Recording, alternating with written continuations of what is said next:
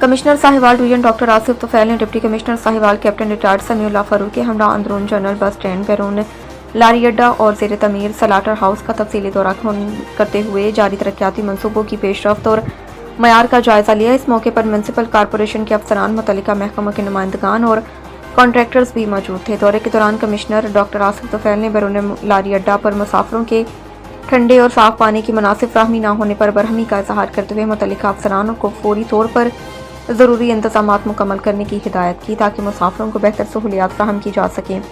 अंदरून general bus stand में ज़ेर तमीर मुसाफिर खाना, टिकट घर, बस स्टैंड में ज़ेर तमीर मुसाफिर खाना, टिकट घर, वॉशरूम्स, कंट्रोल रूम का तफसीली मुआयना किया गया है। कमिश्नर डॉक्टर आसिफ तुफैल ने कहा है कि अंदरून जनरल बस स्टैंड और बैरून लारी अड्डा को जदीद सहूलियात से आरास्ता मॉडल ट्रांसपोर्ट टर्मिनल्स में तब्दील किया जा रहा है।